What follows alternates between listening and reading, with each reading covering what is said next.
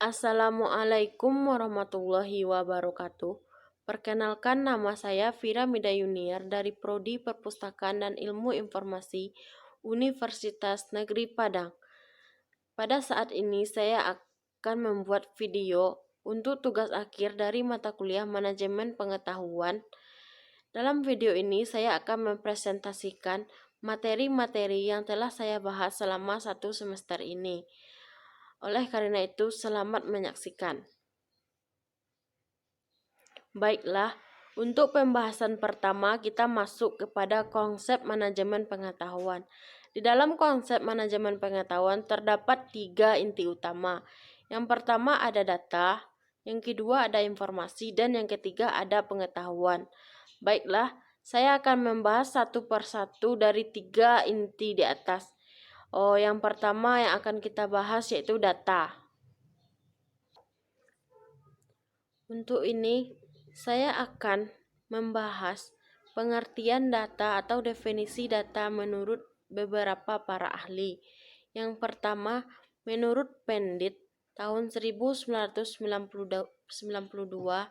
ia mengatakan data adalah hasil observasi langsung terhadap suatu kejadian yang merupakan perlambangan yang mewakili objek dan konsep dalam dunia nyata. Sedangkan menurut Ruston dan Riley pada tahun 2004, ia mengatakan data sebagai fakta atau apa yang dikatakan sebagai hasil dari suatu observasi terhadap fenomena alam. Jadi, dari pengertian beberapa pakar atau para ahli di atas tadi, dapat kita simpulkan bahwa data ialah suatu fakta atau apa yang dikatakan sebagai hasil dari suatu observasi terhadap fenomena alam atau sebagai hasil observasi langsung terhadap kejadian atau fakta dari fenomena di alam nyata dan yang terjadi di sekitar kita. Contoh dari data seperti daftar hadir mahasiswa semester 1 Ilmu Perpustakaan dan Kearsipan. Hal ini merupakan contoh dari sebuah data, bukan sebuah informasi. Yang kedua, kita akan membahas apa itu informasi. Menurut beberapa para ahli, informasi dapat dikatakan. Yang pertama, menurut Pendit pada tahun 1992, ia mengatakan informasi adalah kumpulan data yang terstruktur yang disampaikan seseorang kepada orang lain. Sedangkan menurut Gordon B. Davis pada tahun 1999, informasi dari sudut pandang sistem informasi adalah data yang telah diolah menjadi sebuah bentuk yang berarti bagi penerimanya dan bermanfaat pada saat ini ataupun pada masa yang akan datang. Jadi, informasi dapat kita simpulkan sebagai sekumpulan data yang terstruktur yang kita komunikasikan lewat bahasa lisan, surat kabar, video, dan lain sebagainya agar bermanfaat bagi penerimanya. Terdapat 3 makna dari kata informasi. Yang pertama, informasi sebagai suatu proses.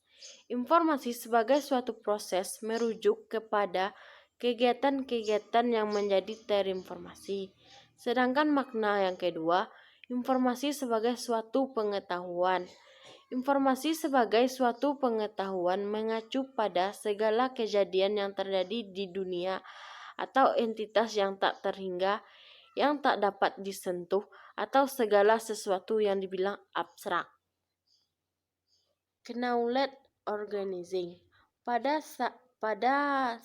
tahap ini, siklus manajemen pengetahuan lebih mengacu pada penyimpanan, merekam, dan melestarikan pengetahuan. Mengorganisir pengetahuan adalah syarat sebelum berbagi pengetahuan. Setelah menciptakan sebuah pengetahuan baru, maka perlulah sebuah organisasi melakukan proses organisir pengetahuan tersebut agar nantinya bisa menjadi pengetahuan yang berkualitas. Kodifikasi pengetahuan. Kodifikasi pengetahuan adalah himpunan ilmu pengetahuan yang dikelola dan disusun menjadi satu secara terstruktur yang bisa didapat dari pengalaman-pengalaman yang telah terjadi. Artinya, kodifikasi pengetahuan berarti mengonversi pengetahuan tacit ke pengetahuan eksplisit dalam bentuk yang dapat digunakan bagi para anggota organisasi. Yang terakhir, ada internalisasi. Internalisasi pengetahuan baru merupakan konversi dari pengetahuan eksplisit ke dalam pengetahuan tacit organisasi. Individu harus mengidentifikasi pengetahuan yang relevan dengan kebutuhannya di dalam pengelolaan pengetahuan tersebut. Dalam prakteknya, internalisasi dapat dilakukan dalam dua dimensi. Pertama, penerapan pengetahuan eksplisit dalam tindakan dan praktek langsung, contoh melalui program pelatihan. Baiklah, sekian pembahasan materi tentang manajemen pengetahuan dari saya. Saya sudahi dengan wassalamualaikum warahmatullahi wabarakatuh. Di dalam mengkodifikasi terdapat juga permasalahan. Yang pertama, akurasi. Yang kedua, kemudahan dimengerti. Dan yang ketiga, aksesibilitas. Dan yang terakhir, kredibilitas. Teknik dan metode dalam kodifikasi pengetahuan. Ada 4 teknik. Yang pertama ada sosialisasi. Yang kedua ada eksternalisasi. Yang ketiga ada kombinasi. Dan yang terakhir ada internalisasi. Saya akan membahas secara satu persatu. Sosialisasi meliputi kegiatan berbagi pengetahuan tacit antar individu. Istilah sosialisasi digunakan karena pengetahuan tacit disebarkan melalui kegiatan bersama seperti tinggal bersama, meluangkan waktu bersama, bukan melalui tulisan atau instruksi verbal. Dengan demikian, dalam kasus tertentu, pengetahuan tacit hanya bisa disebarkan jika seseorang merasa bebas untuk menjadi seseorang yang lebih besar yang memiliki pengetahuan tacit dari orang lain. Yang kedua, eksternalisasi. Eksternalisasi membutuhkan penyajian pengetahuan tacit ke dalam bentuk yang lebih umum sehingga dapat dipahami oleh orang lain. Pada tahap eksternalisasi ini, individu memiliki komitmen terhadap sebuah kelompok dan menjadi satu dengan kelompok tersebut. Yang ketiga ada kombinasi. Kombinasi meliputi konversi pengetahuan eksplisit ke dalam bentuk himpunan pengetahuan eksplisit yang lebih komplit. Knowledge sharing. Setelah menciptakan pengetahuan baru dan mengorganisasinya, selanjutnya adalah membagikan atau men-share pengetahuan tersebut. Keberhasilan sebuah organisasi dalam melakukan manajemen pengetahuan tergantung pada bagaimana membagi pengetahuan tersebut dengan baik dan benar. Efektivitas siklus manajemen pengetahuan bergantung pada kemampuan individu dalam membagi pengetahuan tersebut. Budaya memiliki peran penting untuk berbagi pengetahuan yang bermanfaat. Yang terakhir, knowledge applying. Menerapkan sebuah pengetahuan mengacu pada penerapan pengetahuan bersama tanpa adanya prasangka terhadap orang yang merupakan sumber pengetahuan itu. Pengetahuan yang sudah diciptakan, diorganisir dan dibagikan Selanjutnya adalah diterapkan pengetahuan tersebut dalam sebuah organisasi untuk menjadikan atau untuk membuat organisasi tersebut dapat bertahan lebih lama. Makna yang ketiga, informasi dianggap sebagai suatu benda atau penyajian yang nyata dari pengetahuan. Maksudnya, sebagai benda yang nyata, informasi dilihat dari rangkaian simbol-simbol dan dapat ditangkap oleh panca indera manusia serta dapat saling ditukarkan. Yang ketiga, kita akan membahas tentang pengetahuan. Pengetahuan adalah suatu yang digunakan manusia untuk memahami dunia yang dapat diubah-ubah berdasarkan informasi yang diterima. Contoh dari pengetahuan.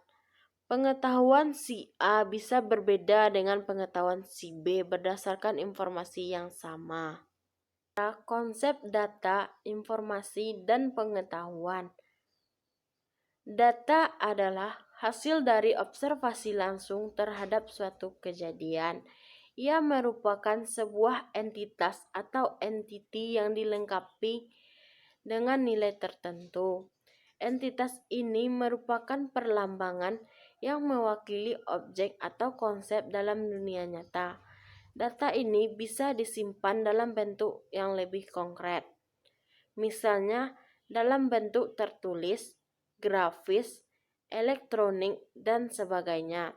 Sementara itu, informasi adalah kumpulan data yang terstruktur untuk memperlihatkan hubungan-hubungan entitas di atas. Sedangkan pengetahuan adalah model yang digunakan manusia untuk memahami dunia yang dapat diubah-ubah informasinya apabila diterima oleh pikiran manusia. Sistem manajemen pengetahuan.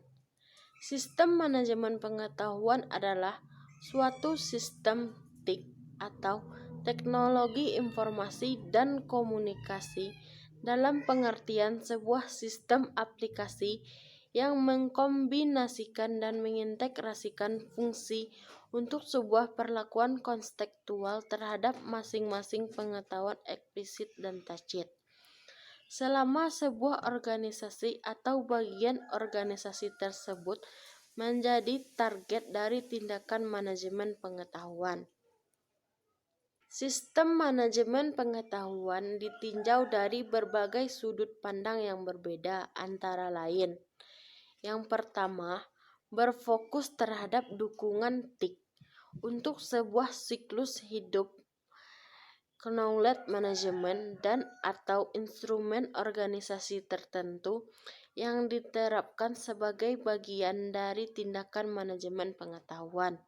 Yang kedua, berfokus pada analogi yang diusulkan antara manusia dan pemrosesan serta pembelajaran informasi yang bersifat organisasional. Yang ketiga, meninjau ulang seperangkat fungsi yang menjadi bagian dari sistem manajemen pengetahuan sebagaimana yang telah ditawarkan di pasaran.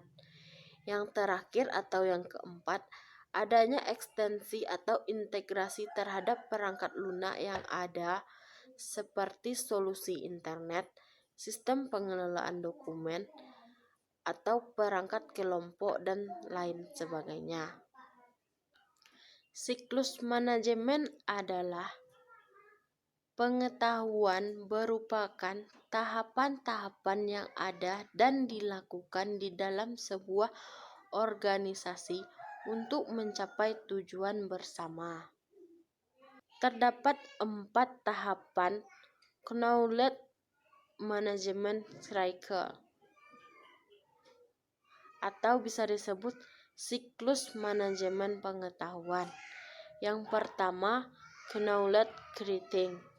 Yang kedua, knowledge organizing. Yang ketiga, knowledge sharing. Dan yang keempat, knowledge applying. Knowledge creating dalam sebuah organisasi pastinya akan ada individu baik, atasan maupun bawahan, yang menciptakan sebuah pengetahuan atau ide-ide baru. Menciptakan pengetahuan tersebut tidak sekedar menciptakan sebuah pengetahuan atau ide-ide yang asal-asalan, melainkan juga memperhatikan bagaimana cara untuk menciptakan sebuah pengetahuan tersebut agar nantinya bisa dipakai dalam sebuah organisasi. Menciptakan sebuah pengetahuan baru dalam sebuah organisasi merupakan proses tanpa akhir yang meliputi menciptakan sebuah ide-ide baru, menangkap paradigma baru, dan menggabungkan yang terisolasi untuk membangun proses baru.